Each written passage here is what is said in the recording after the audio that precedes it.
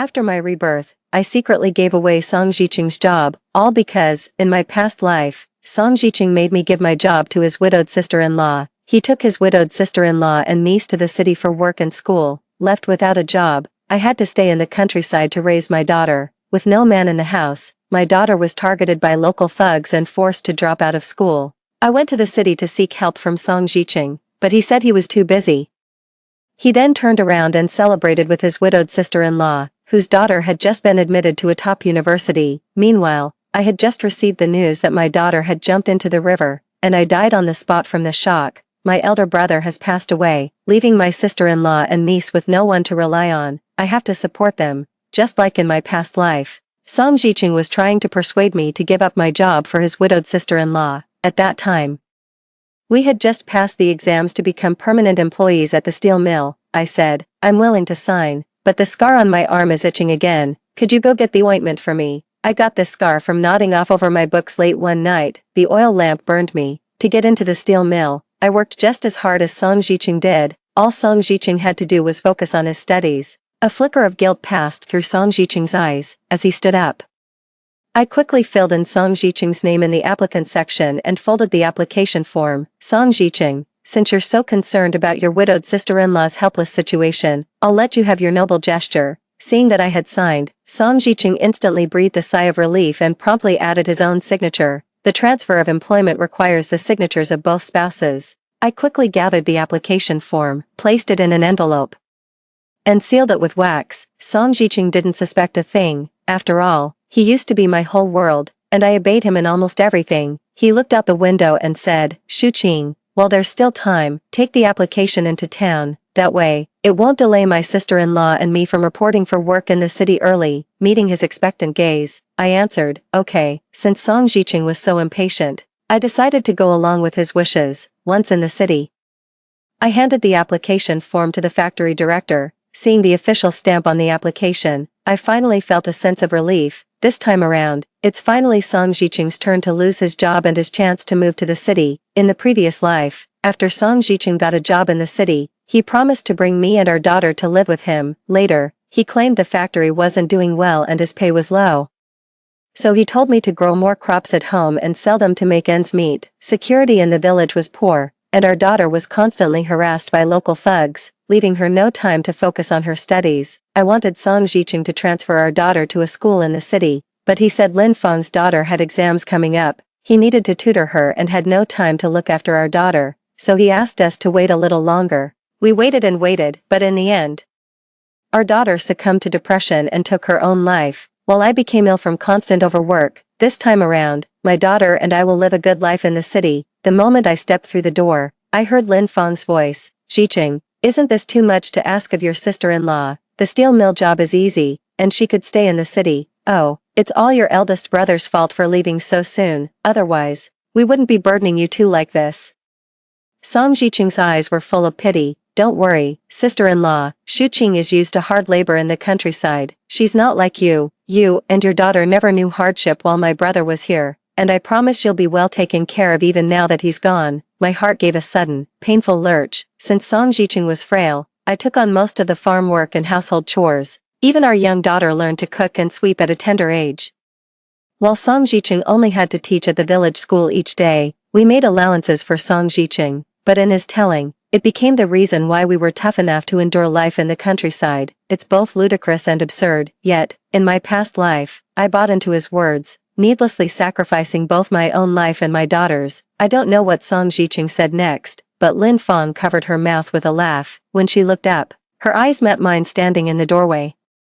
Lin Feng always carried an air of superiority around me. She was stylish and elegant. While I looked like a complete mess, Lin Feng waved me over. Sis, she said, I'll treasure this job. Please don't be upset with Jiqing over this. Song Jiqing immediately looked at me with a nervous expression. Ever since his eldest brother passed away from illness, depleting the family's resources and forcing Lin Feng and her daughter to move back to the countryside from the city, he had been giving me constant reminders and instructions. He said that his sister-in-law was a city woman, not as sharp-tongued as the village women, and told me to mind my manners when speaking to her. I smiled and said, it's no trouble at all. It's the least we can do. With your brother gone, we can't let you feel unwelcome. Oh, that's rich. It wasn't me who gave up the job. Anyone can talk a good game. Perhaps because I didn't show the anger and misery she had expected. Lin Feng's smile froze on her face. Song Jiqing then looked at me with approval. Shu Qing, it seems you've learned a thing or two about graciousness from your sister-in-law these days. You really should follow her example. Song Jiqing was handsome and refined, and he spoke with cultured politeness. There was a time when a compliment from him would make me blush with shyness, but now it just sounds grating and repulsive. A child's sudden wailing and crying came from inside the room. We rushed over and found our 7-year-old daughter crying, holding a dented pencil case. Lin Feng's daughter, Qian, stood to the side, her face a picture of defiance. Although Qian is the same age as my daughter, she's a head taller. I quickly asked my daughter what had happened. My daughter pointed at Qian and said, she wanted my pencil case. When I wouldn't give it to her, she stomped on it. As she spoke, my daughter grew more upset and cried, Mom, this is my only pencil case.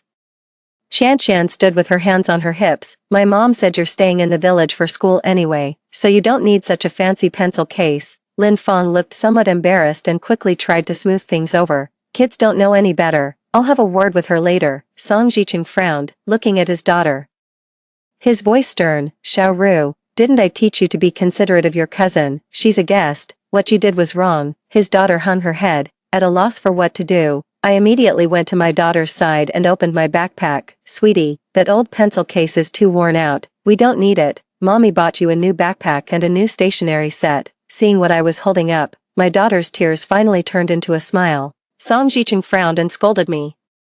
You shouldn't be so extravagant. Qian wasn't wrong. You really don't need such nice things for school in the countryside. Besides, you should have bought 2 sets and brought one for Qian too. He then turned to our daughter, Xiao Ru. Do you remember what Dad told you before? We need to be considerate of your sister. She's our guest. Hurry up and give the new backpack and stationery to your sister, then apologize to her. You'll still be a good girl. My daughter's little face fell instantly, the light in her eyes snuffed out. Qian, looking immensely pleased with herself, was already holding out her hand to me with a grin. Lin Feng said it wasn't right even as she told Qian to thank her uncle. The profound disappointment and helplessness on my daughter's face made my heart clench painfully. Ever since Lin Feng and her daughter returned to the countryside, Song Jiqing has been showing them favor at every turn. Meat and ration coupons were always reserved for them first, while my daughter and I had to make do with wild vegetables and sweet potatoes. On the rare occasion there was meat, it was only the greasy fat that Lin Feng found unappetizing, which I would take home to render for cooking. Song Jiqing always had an excuse ready. He said, they're city folk, mother and daughter, they're not used to our simple country fare. We country bumpkins can make do with anything. All this time, I've been swallowing my anger and humiliation. With me as her terrible example, my daughter grew timid and weak, afraid to stand up for herself. This taught her to bottle everything up inside, a habit that ultimately led her down a tragic path. Remembering my daughter's miserable fate in her past life, a surge of rage boiled up in me. I grabbed a bowl from the table and hurled it with all my might at Song Jiqing's face and body. Get out of the way, for your father's sake, move. If you care so much about your sister-in-law and niece, why don't you just give your own life to your elder brother? Song Jiqing was caught completely off guard and forgot to dodge. After all, I had always spoken softly and gently, let alone resorting to physical violence. The bowl shattered, but my fury was still not spent. I directly overturned the table. All that commotion drew the neighbors over to see what was going on. I pinched my own thigh, and the tears started flowing instantly. Aunties, I don't want to live anymore. My husband doesn't care about our family. Song Jiqing had a swollen temple, which made him look like the victim in this situation, but I was even more pitiful than him. Through my tears, I recounted how Song Jiqing kept taking all the good things from our home to give to my sister-in-law. He even took the family's meager savings of just over 1,000 yuan and gave it to Lin Feng and her daughter. He said, sister-in-law is from the city. She'd be too proud to ask for help. We should take the initiative to support them, and so, he proactively handed all the money over to her. The very next day, Lin Feng and her daughter were dressed in brand new clothes. Meanwhile, my daughter and I were still wearing our faded cotton blouses. Qian made a point of twirling in her new dress in front of my daughter, declaring herself a little princess and saying my daughter could only be the princess's maid. This left my daughter feeling down for days. At the mention of money, Song Jiqing lowered his head guiltily. The neighbors shook their heads. It's only natural to help out your brother now that he's gone, but not like this. If my husband took the money, I'd raise hell. Exactly. In other families, it's the men who do the heavy lifting, but in yours, it's the women who run themselves ragged. She spares you the hardship. And this is how you repay your wife, Song Jiqing. The village schoolteacher, who usually carried himself with an air of aloof superiority, flushed a deep crimson under the weight of their pointed stares. Lin Feng also tried to offer a sheepish explanation, but no one was listening. Anyone with eyes could see the difference. The mother and daughter were plump and rosy-cheeked, while my daughter and I were pale and gaunt. It was obvious we weren't eating from the same pot. After the neighbors had dispersed, Song Jiqing held his swollen, reddened face and looked at me with a pitiful expression. Shuqing, it hurts so much. In the past, when he cut his hand harvesting wheat, I'd be heartbroken for ages and wouldn't let him set foot in the fields again. Even our little daughter, acting like a grown-up, would blow on it to help him. Now, seeing the coldness in my eyes, he couldn't help but shudder. Guilt flashed in his eyes. Shuqing, I know you and our daughter have been wronged lately, but my sister-in-law has lost her support. My niece has lost her father. They've never known hardship. Can't you find it in your heart to be more understanding? Be understanding. So just because I can endure hardship, I'm supposed to endure it forever. Lin Feng and her niece used to live a life of comfort and privilege. They've fallen on hard times now, and while their situation is pitiable, I'm not the one to blame for it. I can still vividly recall the scene I witnessed just before my death, despite my physical discomfort. I went into the city to find Song Jiqing and told him our daughter was being bullied and wanted to drop out of school. Song Jiqing wore an expression of impatience. A fly doesn't land on a crack-free egg. If she can't control herself, who's to blame? Go home now. I have important matters to attend to. The next moment, through the restaurant's glass window, I saw Song Jiqing and Lin Feng, with Chan in tow, making the rounds to toast at each table. Everyone offered their congratulations. Director Song, a great father indeed raises a worthy daughter. Your child got into a top-tier university. Her future is bright and promising. Song Jiqing and Lin Feng exchanged a glance, their eyes brimming with unmistakable pride. Just then, a villager found me and said, Auntie Lu, hurry home, your daughter jumped into the river. They pulled her out, but she's not breathing. In an instant, my vision went dark and all the sounds around me vanished. Ahead lay a scene of clinking glasses and the mingled scents of perfume and fine silks, and I was swallowed by the immense darkness behind me. I took a deep breath, finally pulling myself out of the painful memories of a past life. I held my daughter close, then said sternly to Chan. You broke your sister's thing, you need to apologize. Chan held her head high. I won't apologize, I didn't do anything wrong. Xiaoru suddenly reached out, snatched Chan's hair bow, and quickly stomped on it under her foot. She spread her little hands and said, Mom, we're even now. I don't need her apology anymore. This was the first time Xiaoru had learned to fight back, and I felt a sense of relief. If reason doesn't work, other methods can be used. Chan flew into a rage. Stamping her feet in frustration, Lin Feng held Chan close, her expression a mix of stubborn defiance and deep sorrow. Chan, and I should have gone with her father back then. We shouldn't have become a burden to you, causing you two to argue over us. Chan also cried and wailed for her father, saying she was a fatherless child who got picked on. The mother and daughter looked as if they had suffered a grave injustice, one hanging her head and wiping away tears, the other wailing uncontrollably. Song Jiqing's eyes instantly welled up. He turned and glared at me with fury. Lu Shuqing, when will you ever stop? Chan is just a child, and you had to make such a scene. I'm about to leave for the city, and you're still acting like some country shrew. How are we supposed to get along from now on? I looked at him coldly. Then let's get a divorce. Song Jiqing's breath hitched, staring at me in disbelief. After all, I used to care for him so much. Whenever we had a conflict, I was always the one to smooth things over. He let out a cold laugh. Fine, don't you dare regret this. The daughter watched Song Jiqing's retreating figure as he carried Chan away, her expression forlorn. She didn't yet understand what divorce meant. She only knew her father had abandoned her time and again, leaving her feeling wronged each time. I kissed her and said, if someone makes you angry and sad, then we simply don't need them anymore. My daughter seemed to understand, yet not quite. She may have to weather some storms, but I will be her shelter through it all. The main hall door remained quiet all night. It wasn't until morning that Song Jiqing returned from next door. He kept his head down, his manner somewhat awkward. Chan was frightened and kept calling for her dad, so I stayed with her all night. My daughter and I were sitting at the table, eating breakfast. In the past, all the eggs were saved for Song Jiqing. I used to think he was the pillar of the household, believing that if he was well, our whole family would be well. Now, my daughter and I each get an egg. It tastes so good. I stuffed the egg into my mouth without saying a word. My indifference seemed to have angered Song Jiqing. His face darkened with irritation. "Don't you go spreading wild rumors and nonsense like those country bumpkins," he snapped, ever since Lin Feng and her daughter arrived. Song Jiqing couldn't stop talking about country bumpkins, but luckily for him, he'll never make it to the city. He's doomed to be the very country bumpkin he looks down on for the rest of his life. I reminded him, "Don't forget to file the divorce papers." Song Jiqing's expression changed, and he let out a sigh. "Shuqing, I know I've been neglecting you and our daughter this month, and I'm sorry. I know you're just saying you want a divorce out of anger.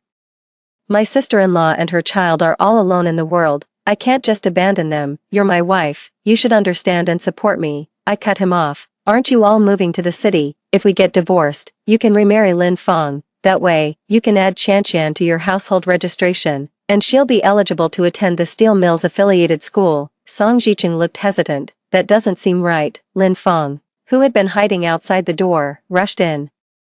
Her eyes pleading, "Jiqing, for Qianqian's sake, just let your wife put up with this for a little while. Once Qianqian is enrolled, the two of you can get remarried." Following Lin Feng's meaningful glance, Qianqian also clung to Song Jiqing's leg. "Uncle, I want to go to the best primary school in the city. I promised my dad I would study hard." It was his dying wish. The hesitation on Song Jiqing's face vanished instantly. As if steeling himself, he looked at me with guilt once more.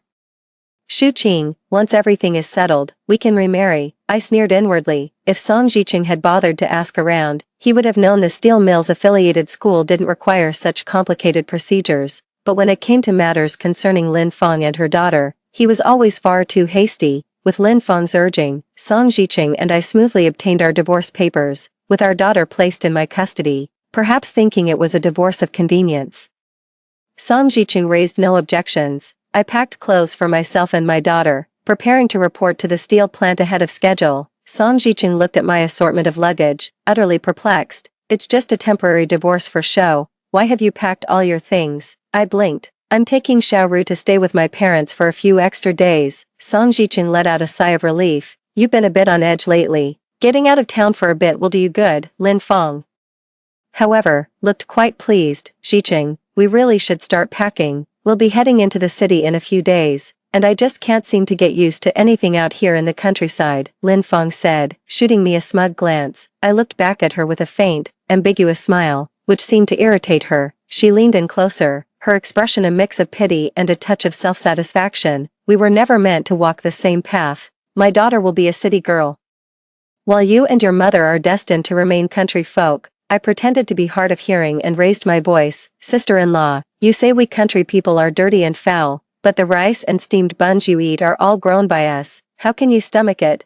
Lin Feng's face flushed crimson with shame, and she turned to retreat into the house. Song Jiqing looked dazed for a moment, then stared at me and said, "Shuqing, you've changed so much lately. I hardly recognize you anymore."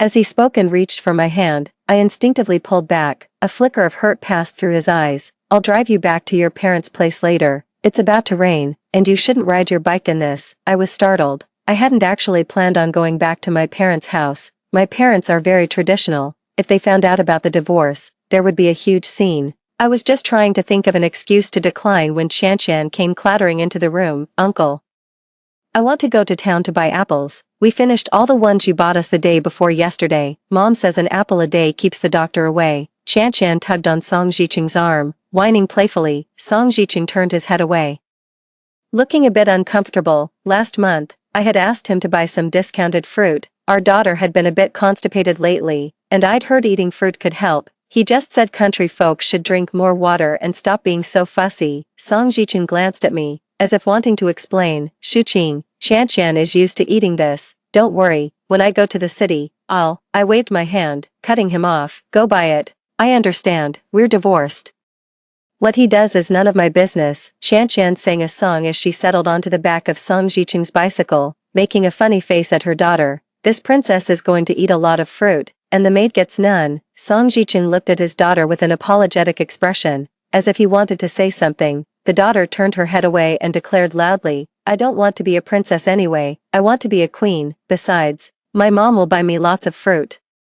I don't need anyone else's." Song Jiqing's expression shifted for a moment. The daughter who used to call him daddy all the time had now become a stranger, A flicker of hurt crossed his face. He murmured, "She's still young, she'll understand when she's older." He looked at me as if seeking my agreement. I turned and went back inside. Ignoring him, I took my daughter to the city she had been dreaming of. Reporting for work early made the factory director very pleased.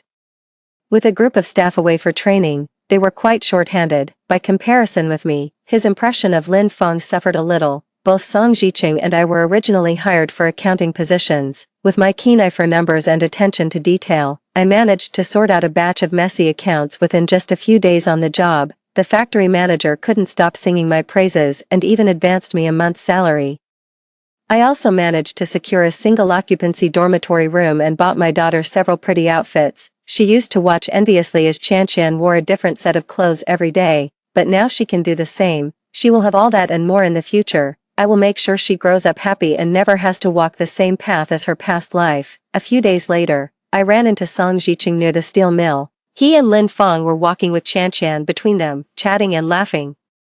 Looking just like a family of three, when he saw me, Song Jiqing quickly let go of her hand and forced a smile. "We're here to report to the steel mill today, and we thought we'd pick up a few things while we're in town." Lin Feng gave me a once-over, a flash of resentment in her eyes. I was wearing a Dacron shirt with black bell-bottoms, an outfit no less stylish than Lin Feng's Cheongsam dress. Putting on a show of concern, she said, "Did you come to the city just to buy clothes?"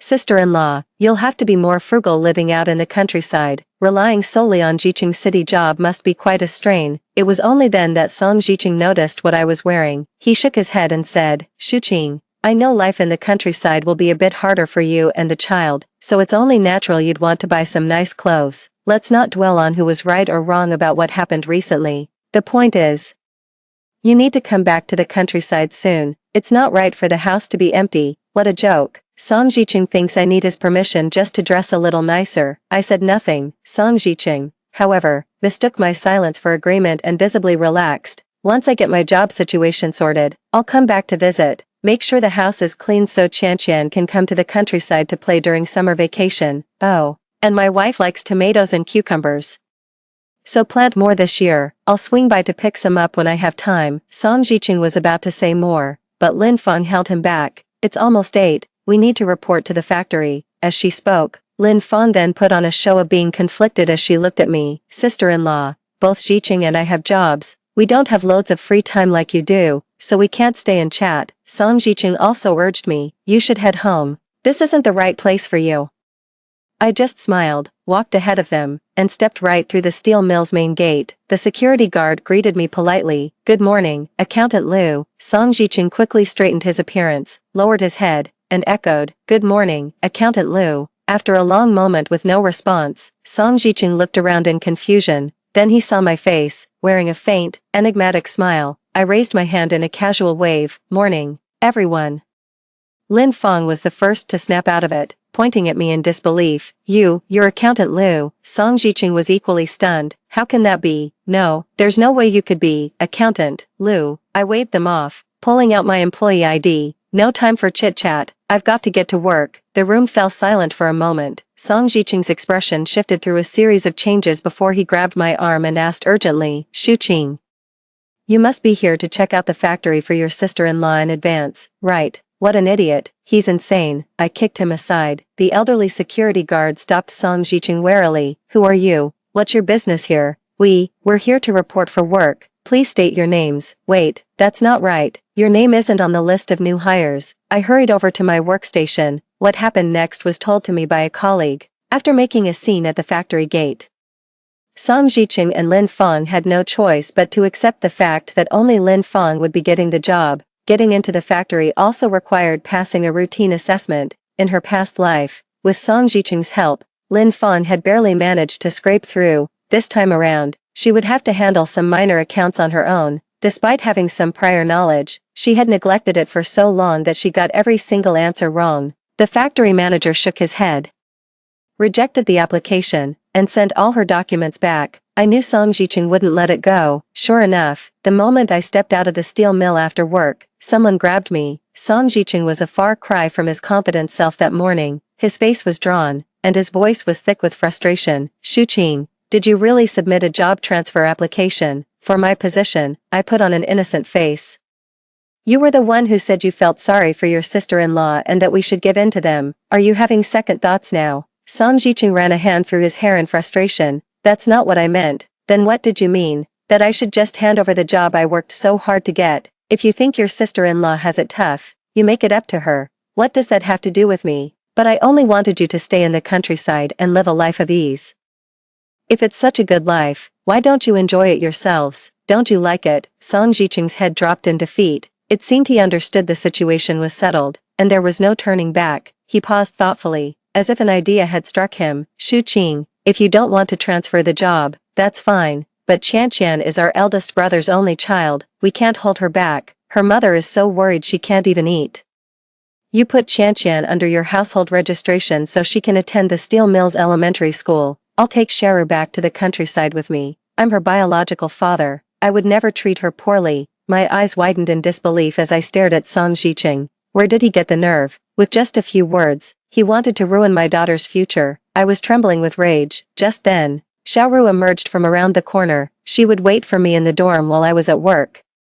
And sometimes she'd even run out to meet me. Song Jiqing spotted Xiaoru, and his eyes instantly lit up. Sweetheart, you're willing to come back to the countryside with me, right? Sister Qian has lost her father and is so pitiful. Would it be okay for her to stay in the city with your mom? Xiaoru tilted her head. I don't have a father either. I'm a pitiful child too, who's ever shown me any sympathy. I gave Xiaoru a discreet thumbs up. Song Jiqing was taken aback. Then glared at me in a furious huff. What kind of nonsense are you teaching the child? I'm still alive and well. She's not wrong, you know. Some people are alive, but they're already dead inside. I gave a cold laugh. We're already divorced. You're always saying Qian doesn't have a father. So why don't you hurry up and be that for her? Aren't we doing you a favor? Song Jiqing's face paled. I had no other choice. Shu Qing, you know that. I thought you'd understand. Oh. Then why don't you tell the people at the Civil Affairs Bureau exactly why you got divorced? Would you have the nerve? Colleagues were trickling out of the building. By now, everyone knew about the scene Song Jiqing had caused at the steel plant that morning. I was worried the situation would only get worse the more I tried to explain. So I told my colleagues about the conflict between us early on. Well, if it isn't the brother-in-law who's got a thing for his sister-in-law.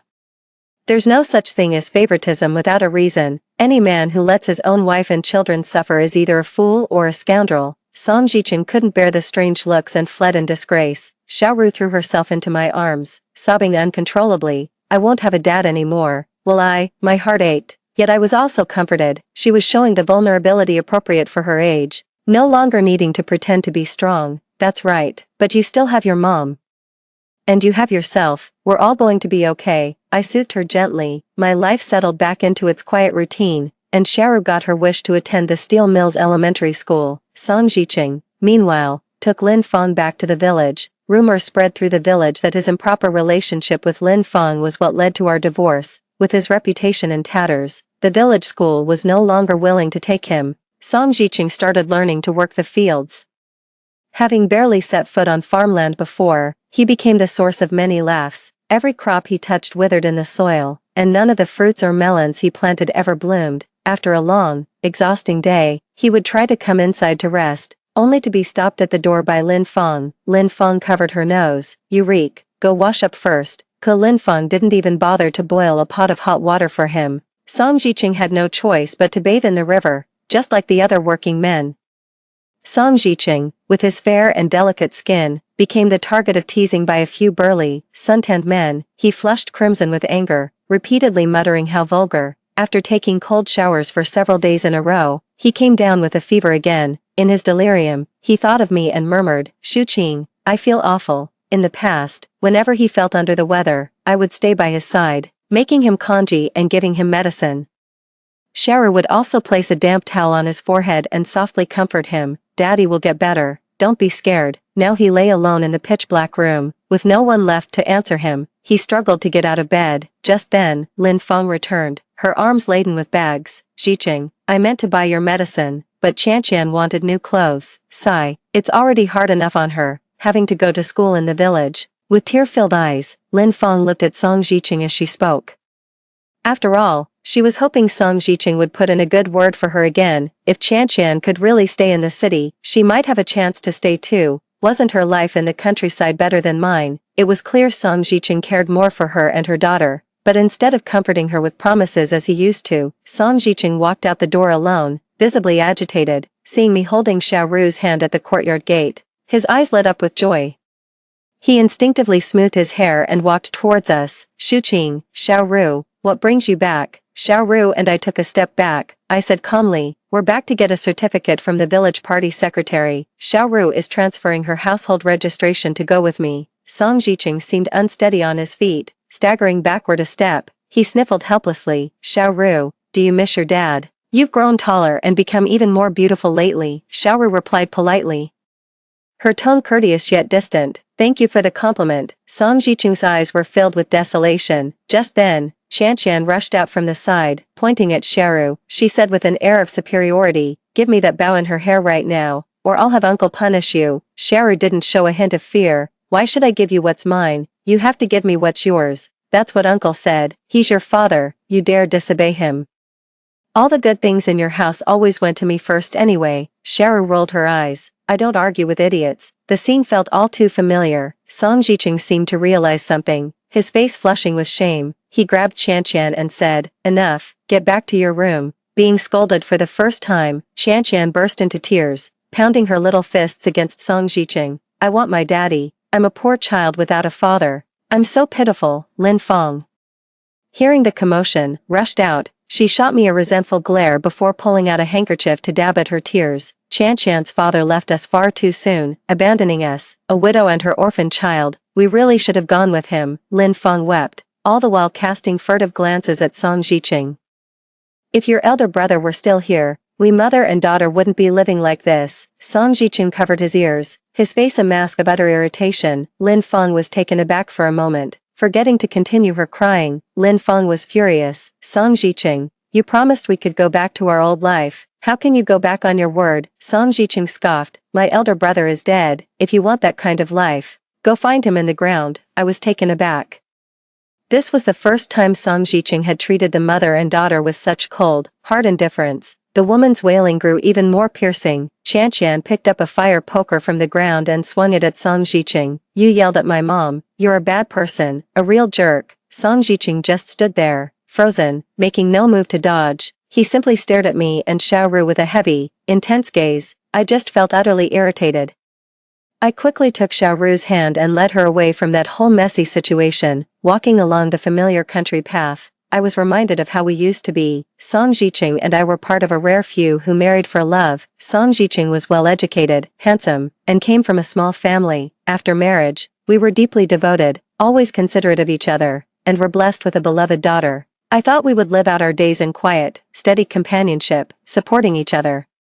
But everything changed after his eldest brother passed away. I was reminded again of the tragedy that befell my daughter and me in our past life. Perhaps he didn't change. Perhaps this is who he always was. I saw Song Jiqing again on Xiaoru's birthday. After half a year apart, his cheeks were gaunt, his skin was deeply tanned, and he was unshaven. He looked utterly worn down and aged. He was carrying a small plastic bag. When he saw the beautifully decorated cake in our hands, he instinctively pulled his own hand back, looking somewhat awkward. Happy birthday, Xiaoru. I told my daughter to go upstairs and do her homework first. As a father, I can't deny him the right to see his daughter, but we need to agree on a specific time to avoid catching each other off guard. He pleaded. Shuqing, only now do I realize how terribly wrong I was. Can we ever go back to how things were? I can find another job in the city, or you could bring Xiaoru to visit when you have time.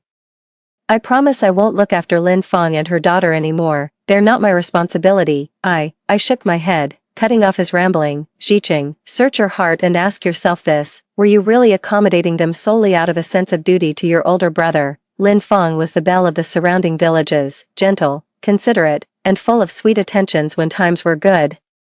It was only after Song Jiqing's elder brother's business began to prosper that he caught Lin Feng's eye. Song Jiqing's face instantly turned deathly pale. I said quietly, if you and Lin Feng both got the chance to move to the city, you would devote yourself to her and her family, living as one happy unit, while casting me and Xiaoru aside without a second thought. Song Jiqing shook his head desperately. No, it can't be. Scenes from a past life flashed before his eyes. I sighed. So you would want your daughter, if she ever had a husband like you, to still turn around and forgive him. I want to show her through my actions that she doesn't need to accommodate anyone, nor forgive anyone who hurts her. If someone can hurt you once, they can do it a second or a third time. She has the courage and the means to change an unsatisfactory life at any moment, to pull herself out of the mire.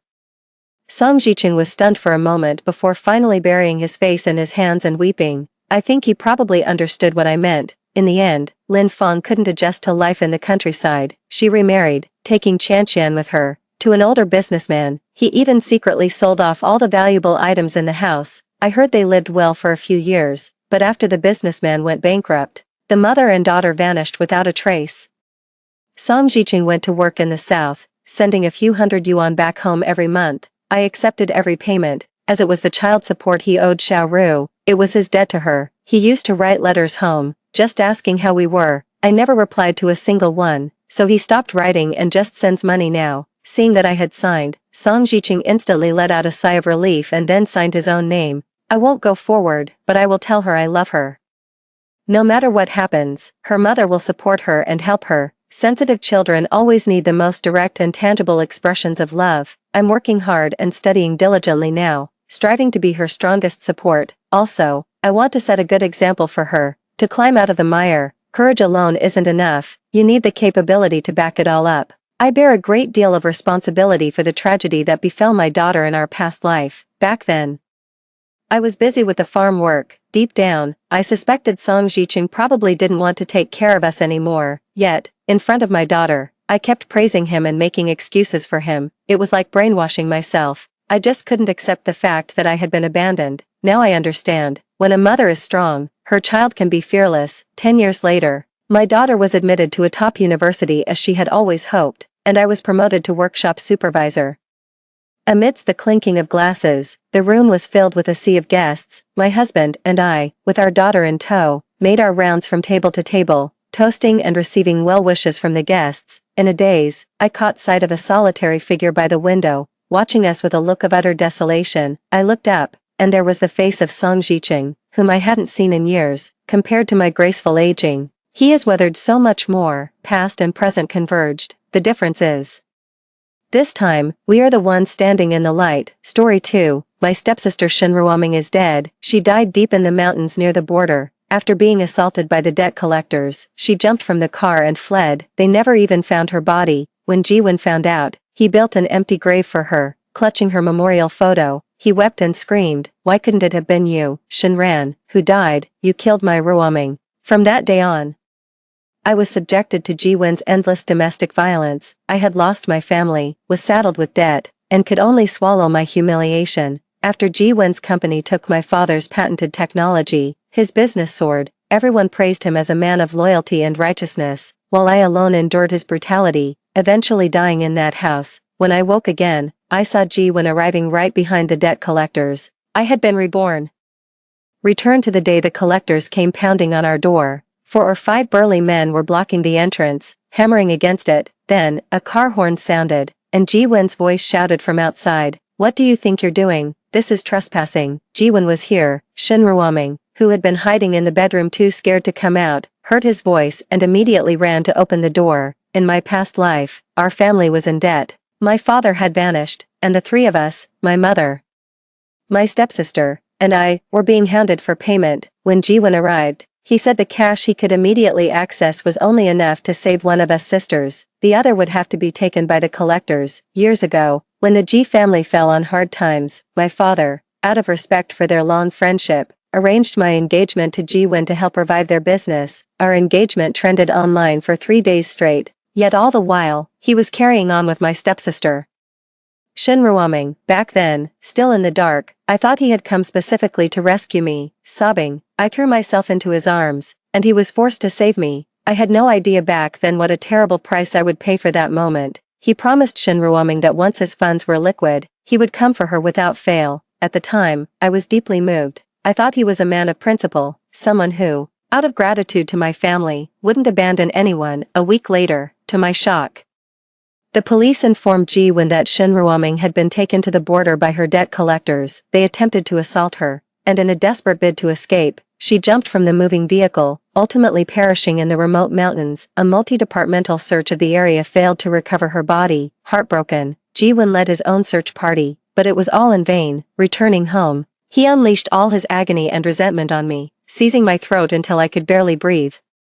"This is all your fault. If you hadn't forced my hand with this engagement, I would have gone to save Ruoming. It's her I love. I promised to protect her forever. Why couldn't it have been you, Shinran, who died? You killed my Ruoming." He spent the night berating and beating me. The next day, I was forced to attend the funeral he held for Shin Ruoming. In front of all the media, he made no effort to hide his grief, yet treated me with utter indifference. The world believed Shin Ruoming was his one true love, casting me as the villain who tore them apart, a target for public scorn. But no one knew that Ji-won's success today was built on the investments my father and I secured for his family's company. No one knew that when he was kidnapped abroad, it was my money and efforts that rescued him, and certainly, no one knew that while he and my father were building their business overseas, I was the one meticulously caring for his ailing mother.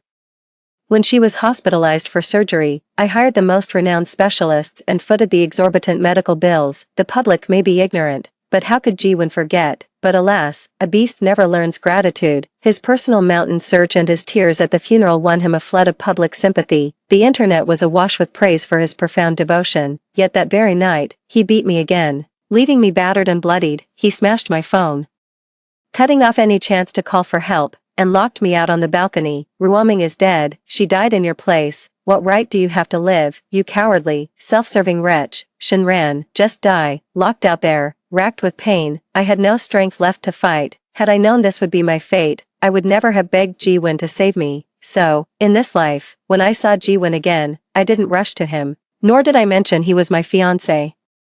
It was Shin Ruoming beside me who played the delicate, pitiful victim, looking up at him with tear-filled eyes, biting her lip as silent tears fell. She glanced at me, and seeing my continued silence, her weeping grew even more heart-wrenchingly beautiful. Ji-won immediately stepped in front of Shin Ruoming, shielding her. "Ruoming is frail. Whatever money you want, I'll pay it." A crowd of onlookers had already gathered outside my house, with small-time live streamers broadcasting the scene. After all, it's not every day you see a wealthy family like the Shins go bankrupt and get hounded by debt collectors. The whispers were flying. Wasn't it the eldest Shin daughter who got engaged to CEO Ji? Why is he trying to save the second daughter instead? What second daughter? Shin Ruoming is just a bastard child. Mrs. Shin was kind enough to take her in, and look at the trouble she's caused for her own flesh and blood. Didn't you hear him just now? CEO Ji called her Ruoming. So intimate. What else does that tell you? This is a fiancé hooking up with his future sister-in-law, a proper family scandal. Ji-won turned and pulled Shin Ruoming into his arms, completely ignoring the surrounding gossip. They held each other tightly. The look he gave her was full of tenderness. The cameras of small-time reporters and streamers all focused on them. They dared to be so brazen right in front of his fiancé. My mother was trembling with rage. She stepped forward to confront him. "Ji-won, the one you're engaged to is Ran. The one who's been taking care of your mother is also Ran. Now our Shin family is being chased for debts. Your future father-in-law is missing. And instead of helping your own fiancé, you're openly having an affair. Have you no conscience?" Ji-won's company only survived thanks to my father's help. He learned the ropes by following my dad abroad in the early days, but now he shows no concern for my father's disappearance, only thinking of taking Ruoming away. In my past life, I begged him to help me find my father. With the Ji family's resources back then, they might have been more effective than the local police overseas, but I died waiting, with no result, faced with the crowd's murmurs and my mother's accusations. Before Ji-won could speak, Shin Ruoming's eyes welled up with tears. She pitifully let go of Ji-won. "Auntie, I know you look down on me, when you should go help my sister. I'm not worthy." As she spoke, she inched away from him. Ji-won grabbed her arm, the last trace of guilt vanishing from his eyes. He shot me a fierce glare. "It's my money. I'll save whoever I want. Save your moral blackmail." With that, he ignored everyone's attempts to stop him, took Ruoming's hand, and turned to leave. My mother, still fuming, tried to go after them, but I stopped her. "Ji-won, stop right there." He turned back, thinking I was going to make a scene, his face full of disgust. "Shinran, I will help you, but not now. You'd better." I let out a cold laugh, not wanting to hear another second of his hypocrisy. "I don't need your help. I just have one question. Since you're engaged to me, why are you messing around with my sister?" Ji-won's face changed. "Out of respect for your mother as an elder, I won't say much, but Shinran, how dare you spout such nonsense? Shinrawaming chimed in, sister, I didn't, you know damn well if I'm talking nonsense. Jiwen, I didn't wait for his retort, turning my fire directly on Shinrawaming. Little sister, spare me the innocent act. If you were truly pure and kind, would you be sneaking around with my fiancé behind my back? Your whole green tea performance makes me sick. As soon as my words landed, Shinrawaming started trembling and crying as if she'd suffered the greatest injustice. Jiwen pulled her into a protective embrace, glaring daggers at me. Shinran, I'm the one who wants to save Ruoming. There's no need for your veiled attacks here. I always thought you were a reasonable person. But it seems I was wrong about you. That phrase, I was wrong about you, didn't just dismiss my efforts over the years. It dismissed me. A tidal wave of hatred made my chest heave. I forced down the disgust. Since you despise me so much, let's call off the engagement right here, in front of all these reporters, and you can pay back every cent I spent on you during our engagement. You want to break off the engagement? Jiwen clearly hadn't expected this. That's right, I said firmly. Not only am I breaking it off, but I want you to repay every single expense I covered for you during our engagement. From the petty costs of your food, clothes, and living expenses, to the major ones like your mother's surgery and medical bills, and even the Shin family's investment in your company, you'll pay back every last penny. I've done a rough calculation. It comes to about 2 or 3 million. It might not cover the full debt, but it'll do for interest. Jiwen flushed crimson, veins bulging on his forehead. Shinran, don't you dare go too far, go too far. I laughed dismissively. In my past life, because you saved me, I could let these material things slide, but for Shinrawaming, you beat me, humiliated me, and even watched me die. I may not have the power to take full revenge for that grudge yet, but I'll be damned if I let a scumbag like you keep a single penny of my money. Shinrawaming immediately chimed in, playing the victim who strikes first. Sister, what's given is given. How can you ask for it back? Besides, you know perfectly well Alwen is already stretched thin just trying to save me. Are you trying to drive him to ruin? Since our marriage is hopeless, the law is on my side to reclaim these funds. Go ask a lawyer if you don't believe me. I stared coldly at Shinrawaming. You went to university. For heaven's sake, even if you don't know the law, you should have basic morals, right? What's wrong with me wanting my own money back? In fact, isn't this better for you? Once the money is repaid, there will be no engagement and no financial ties between Ji-wen and me. You can marry him smoothly and settle in comfortably as the wealthy Mrs. G. Of course, if President G is unwilling to repay. I shot them a cold sidelong glance and addressed the crowd. Then I implore everyone here to help me spread the word about this gold-digging President G's conduct. Let his business partners see what kind of man he really is. The moment I finished speaking, laughter rippled through the crowd. Even the menacing debt collectors weren't in a hurry to press their claims anymore, settling in to watch the drama unfold. A flicker of calculation passed through Shinrawaming's eyes, yet her face remained meek and submissive as she looked at Ji-wen. Ji-wen's glare at me grew even more disgusted. I'd probably offended his fragile ego by insulting and threatening him in public. Your father is already on the debtor blacklist, he said, even if I paid up now. How do I know you wouldn't just take the money and run? Unable to win the argument on merit, he resorted to slinging mud. My father is missing, not a deadbeat. I shot back immediately. Everyone here knows my father was the founder of a leading tech company. For years, the Shin Group has been committed to philanthropy. The good they've done for society is plain for all to see. Then, I announced loudly, I've decided to sell the Shin Group's latest technological patents at a low price. Hoping to get through this crisis. At these words, the crowd erupted. A starved camel is still bigger than a horse. Even though no one knew the exact nature of the technology one mentioned, the Shin Group's past achievements in the tech field were too dazzling. No one could resist such a temptation. Wang's Tech just entered the live stream. They're asking for a quote. CEO Liu is here too. They're sending people over right away. In my past life, I guarded my father's life's work, his technological legacy, and handed it over to Ji-wen without reservation. But after he got the core technology and heard of Shinrawaming's death, he showed me no mercy. I gave him everything the Shin family had, and in return, I got nothing but torment and abuse. In this life, I'm fighting for myself, for my family, for my parents. If I remember correctly, at this very moment in my past life, sitting in a black luxury car not far from us was the Shin Group's longtime rival, Liang Bian. The head of the Liang Corporation. Liang Bian was about Ji-wen's age, but he was a self-made man with a ruthless reputation. His background was mysterious. No one knew who his powerful financial backer was. He was no paper tiger like Ji Wen. He definitely had the substantial funds to acquire the Shin Group's patent technology. In my past life, he had even sent people to sound me out about selling the tech. Back then, I was convinced Ji Wen would save the Shin family. So I dismissed them as opportunists and sent them packing. Now, he was my last lifeline. Just yesterday, I righteously sent his men packing, and today I'm publicly auctioning off the technology. I can only imagine what Liang Bian must think of me now. But I'm backed into a corner with no way out. In my past life, Ji Wen chose me, reaping both the profits of the core technology and the reputation of a savior in my hour of need, thriving in the business world. In this life, I'm going to strip him of both fame and fortune. Shinran, this was your father's life's work. How can you bear to hand it over to outsiders? Ji Wen, probably sensing my resolve was ironclad, actually softened his tone. I know you're angry I saved Shin Ruoming first, but rest assured, I will also break off the engagement, return the money. I cut him off directly. Upon hearing this, Ji Wen's face twisted with rage, and he threatened me, enunciating each word slowly. Shinran, don't forget.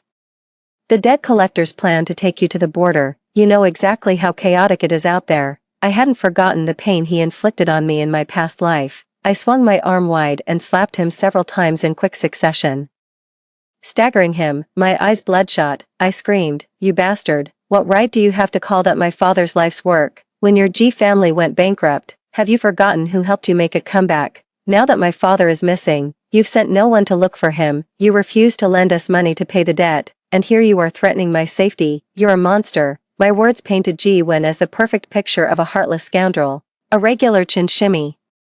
Even the lead debt collector looked at him with utter contempt. How dare you hit me? Ji Wen instinctively raised his hand to strike back. Just then, a loud voice rang out from the back of the crowd. The police are here. Quickly, the crowd parted to make way as two police officers approached us. Ji Wen immediately lowered his hand, and the debt collectors meekly stepped aside. What's going on here with such a big crowd, causing a public disturbance?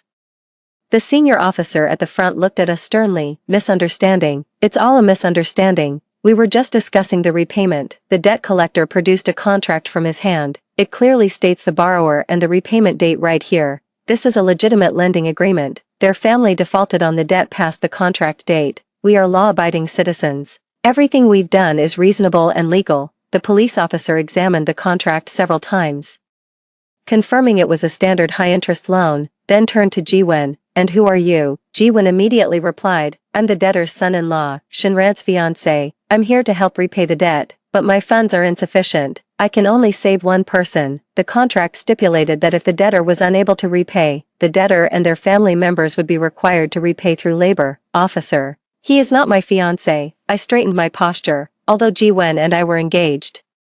He is now having an affair with my sister. Our engagement is null and void. He should return all the money spent during our engagement period, but he is now refusing to repay. I hope you can help me recover my personal assets. The officer looked at Ji Wen, who hastily denied it. We just had an argument. Everything she's saying is just angry talk. The onlookers who witnessed the whole scene weren't about to play along with his act. They started shouting, he's lying, officer.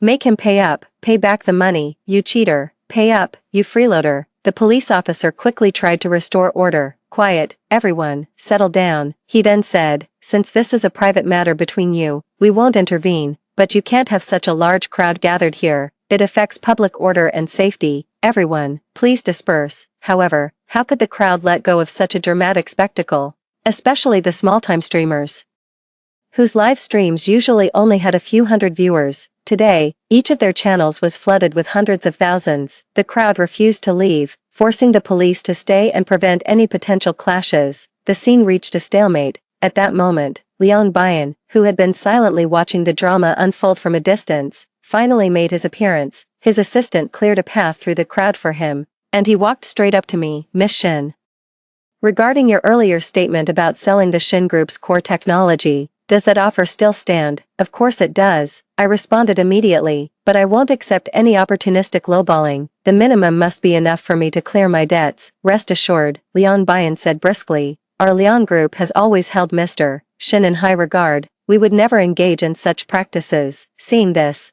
Ji Wen immediately stepped in front of Liang Bian. Mr. Liang, What are you doing here? You can't do this. Only Uncle Shin has the authority to sell Shin Group's core technology. I had anticipated he'd say that. Without hesitation, I produced the technology transfer certificate my father had given me before his disappearance. Do I have the authority now? If the police hadn't been present, I would have loved to shove that document right in his face. Ji-won snatched the certificate and leafed through it page by page, his face a mask of disbelief. How is this possible? This can't be. Liang Bian was surprisingly straightforward. He took out a checkbook, wrote out the exact amount of my debt, and handed it to the lead debt collector. However, the sum was only enough to secure my release, not my mother's. I looked at my mother with worry, about to beg Liang Bian to help her too, but she shook her head slightly. All right, the officer said, turning his attention to Ji-wen. Now that part of the debt is settled. What about this engagement issue of yours? Ji-wen glared at Liang Bian and me with sheer resentment, gritting his teeth as he declared, I'm not calling off the engagement. I knew exactly what he was scheming. With the Shin family in crisis, backing out now would make him look like a fair-weather friend, inviting gossip, and after I'd publicly demanded money from him, breaking off the engagement without paying would paint him as a heartless ingrate, a reputation he couldn't stomach. Plus, I dared to hit him earlier. He was undoubtedly plotting how to make me pay for that after we were married. Seeing his stubborn resolve, a deeper chill settled in my heart. Ji-won was selfish, disloyal, and coldly calculating, weighing every decision for his own gain. He expected me to smile and accept a raw deal. The man was utterly heartless. My eyes welling up, I addressed the police and the onlookers, everyone here today. I'm not asking Ji-won to settle my family's debts. I'm only asking him to repay the money I spent on him after our engagement. I won't even claim what I don't have receipts for. Just return the 2 million for my mother's medical bills. What? 2 million? You've got some nerve, Shin Ruoming blurted out, her voice rising sharply. Her outburst immediately drew disapproving glares from the police and the crowd. Idiot, I cursed silently in my mind. Do you have any idea what's been keeping old Mrs. G alive all these years? I raised my voice. It's the best hospitals in the country, the top specialists, and the most expensive medicine from home and abroad. I've footed every single bill, year after year, day after day, for 3 whole years, and you still think I'm asking for too much. I shot a scornful glance at Ji-wen, who was still in shock, and this freeloader has cost me far more than just that. 2 years ago, he was kidnapped by a gang overseas. The ransom was 3 million, I paid double that to hire mercenaries to get him out. I was even worried the local mob wouldn't let him be, so I bribed the local kingpin with dozens of gold bars to guarantee his safety there. Tell me, isn't all that worth 3 million? 3 million, that's not nearly enough, the officer said, looking at me with a complicated expression. Silly girl, should I get you a basket? I was confused. He continued, for digging wild vegetables, you've got a natural talent for it, even more devoted than Wan Baochuan. I knew he was referring to my past foolishness and love. Liang Bian chimed in at the right moment. If Mr. G disputes the amount, I can have a lawyer help Miss Shin calculate the total sum. We'll ensure Mr. G isn't taken advantage of. Although reluctant, with the crowd's growing outrage, Ji-won had no choice but to agree to repay the money. The look he gave me, however, was like a poisoned arrow, wishing it could pierce right through my heart. He probably never dreamed that someone like me, on the verge of being hauled off by debt collectors for hard labor, could cause such damage to his company and reputation. In the end, Ji-won left with Shin Ruoming, under a barrage of insults and pointed fingers from the onlookers, with Liang Bian and his bodyguards present. The debt collector boss didn't dare step forward to hurry me along. I hadn't noticed my mother walk up to Liang Bian and bow deeply. Mr. Liang, I can see you're a kind man. Please, I beg you, help our Shin family. My husband is absolutely not the type to run away from his debts. Mom, seeing the white hairs on her head as she bowed, the tears I'd been holding back finally fell. I too bowed to Liang Bian. Mr. Liang, I know we're being shamelessly forward, but you're our only hope right now. I need to clear my father's name. He has always been law-abiding and would never abandon us and flee. Please, can you help us find him overseas, even if it's just a body? My mother and I will accept it. In my past life, my father went abroad with Ji-won to inspect a factory, only to get caught in a riot. After a single phone call to reassure us he was safe, he vanished without a trace. Ji-won returned alone, claiming they had been separated. Shortly after, the Shin Group stock market crashed overnight, leading to bankruptcy, and creditors came knocking from all directions, from the collapse of the company to my family being taken by debt collectors, and finally to my own death at Ji-wen's hands. It all happened within 2 months. The details had blurred in the haze of fear, but now, Thinking back calmly, I feel I've overlooked something crucial. I have to stay. Only by staying alive in the capital can I uncover the truth, Mr. Liang. I know you're only interested in acquiring the Shin Group's technology, I said, my voice choked with sobs. Please forgive my shamelessness, but if you can't help me find my father, I'll have no choice but to raise the price for the technology. Liang Bian helped my mother and me to our feet. My eyes were so full of tears I couldn't make out his expression. Clinging to a sliver of hope, I pleaded with this mysterious Mr. Liang, hoping he would lend a hand. Mr. Liang, I beg you. A heavy silence fell over the room. Even the reporters and streamers went quiet. After what felt like an eternity, a sigh broke the stillness. I understand, Liang Bian said, looking at me. Mr. Shen is a respected senior of mine, and his disappearance is deeply suspicious. As a junior, it's only right that I offer my assistance. I will mobilize all my overseas resources to conduct a full-scale search and rescue for Mr. Shen. Upon hearing this, my mother was so overcome with emotion she tried to kneel before him. I quickly caught and steadied her. I had finally managed to stay. On the very day I was supposed to be taken away by debt collectors in my past life, I chose to remain in the capital. This time, I wouldn't have to rely on Jiwen, nor would I have to wait on others' hand and foot every day, enduring humiliation, abuse, and ultimately a fatal beating. The house and cars had already been seized by the court to settle debts. I handed over all my jewelry to the debt collectors, hoping they would leave my mother and me alone and stop harassing us. To my surprise, those debt collector guys turned out to be surprisingly decent. They actually returned my jewelry. Miss Shen, you've got us all wrong, they said. We're legitimate debt collectors. We don't do shady stuff. I was genuinely taken aback. If they had been this considerate in my past life, why would Shen Ruoming have chosen to jump from a moving car to escape? Who was lying? I didn't want to rely on Liang Bian, so I turned down the hotel he arranged and found a cheap youth hostel to settle my mother in. Before nightfall, I slipped back into my family's villa through the back door that had always been locked. Seeing the familiar garden, every blade of grass and every tree, I finally broke down and sobbed uncontrollably, but I never imagined Ji-Wen could be so despicable. That night, I groggily opened my eyes just in time to see Ji-Wen holding a fruit knife poised above my throat. He wanted to kill me. In my past life, after Shen Ruoming's death, Ji-Wen's temper had grown increasingly violent, and he would hit me from time to time. That's why I'd become a light sleeper, always waking at the slightest sense of someone nearby. Now, dressed in black, he glared at me with pure malice. Awake, I have to admit, I underestimated you. I never thought you'd manage to stay in the capital without my help. I sat up in bed, fully dressed, and stared at him impassively. So this is the real you, Ji-Wen, a pathetic coward who only stabs people in the back. Shut your mouth, he snarled, clamping a hand over my lips and dragging me to the floor. If you had just gone quietly with the debt collectors and waited for me to rescue you, we wouldn't be here. I'll admit, I felt a shred of pity for you. You took care of my mother, and we were engaged, but then you humiliated me in public, calling off the wedding and demanding money. You made a complete fool out of me. His rage built, his eyes glinting with venom. With you gone, my past stays buried. Then I can marry Shen Ruoming with a clean slate. I secretly pinched the flesh of my thigh, and tears sprang to my eyes instantly. Ji-Wen, I choked out, we grew up together. My father was your teacher. And for Shen Ruoming, you'd kill me. A woman's tears are her most potent weapon. I wept pitifully, gasping for breath as I slumped against him. In that moment of his stunned hesitation, my wrist flicked. Without a second thought, I wrenched the fruit knife from his grasp and drove it into his chest. Ah, you bitch, you ambushed me. Ji-Wen swung a backhand at me. I rolled away with the momentum, not a trace of tears left on my face. Ji-Wen, if I were you, I wouldn't make a move right now, I said coldly. After all, if this knife were to pierce your heart, how long do you think you'd last? If I wanted you dead, I wouldn't have held back just now. I had controlled the angle and force of the fruit knife with precision. Ji-Wen wouldn't die, but it was enough to render him helpless. Lying on the ground, Ji-Wen clutched his chest tightly, not daring to move.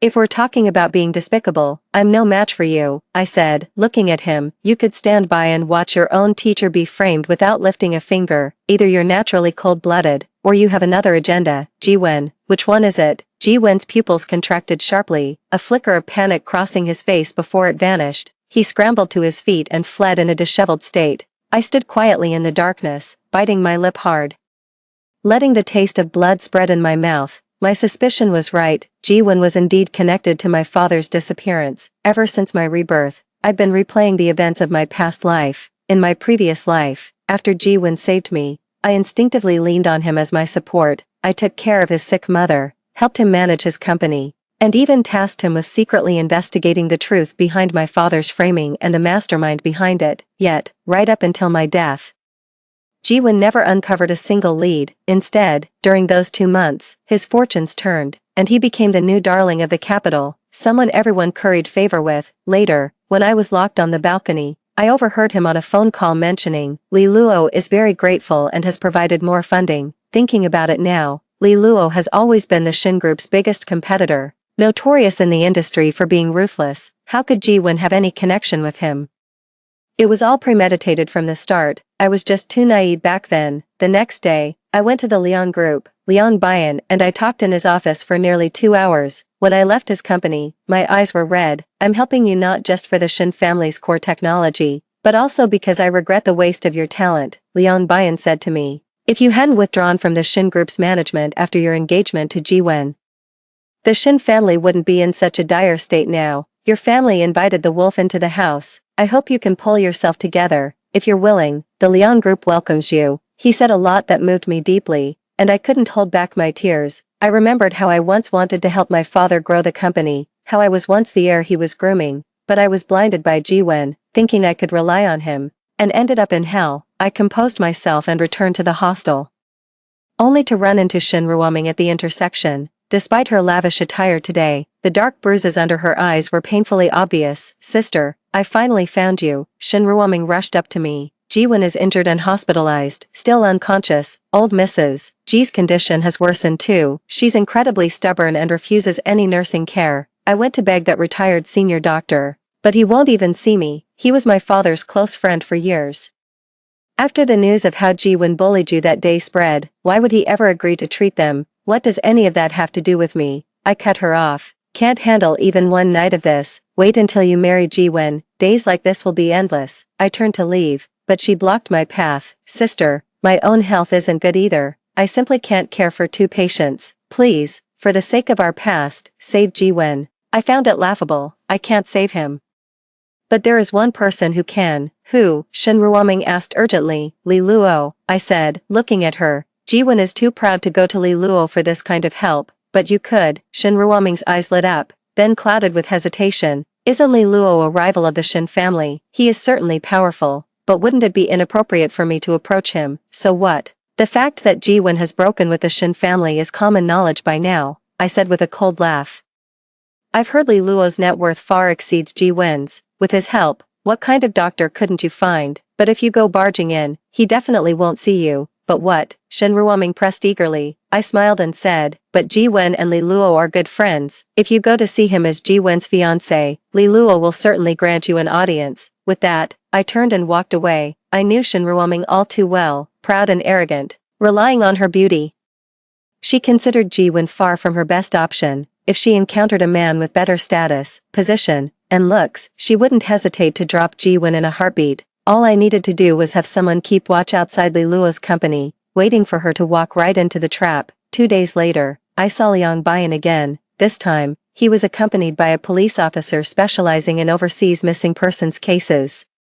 They informed me that Lee Luo was a prime suspect in my father's disappearance. Just yesterday, the police had discreetly launched a full investigation, and both Lee Luo's operations and the hospital where Ji-won worked were now under surveillance. If Ji-won really did frame Mr. Shin to monopolize the Shin Group's technology, the law will see that justice is served for your family. I bowed in gratitude, my heart pleading for this ordeal to be over soon. Another 3 days passed, and I heard that outside Lee Luo's company, the police had apprehended a suspicious-looking woman. Upon interrogation and search, they shockingly found a secret contract detailing financial dealings between Ji-won and Lee Luo on her person. The truth was getting closer. A month passed in an atmosphere thick with impending storm. During that month, I spent my time testing the Shin family's former technological assets in the Liang Group's laboratory while staying in touch with Liang Bian. Then, one afternoon, I received a call from the police. At the station, I finally saw my father, his face etched with exhaustion, and learned the whole story. It turned out that during the time my father was missing, he had been kidnapped by mobsters hired by Lee Luo. They forced him to reveal his bank vault passwords, severed the company's funding, maliciously saddled him with loan shark debts, and ultimately brought down the Shin group.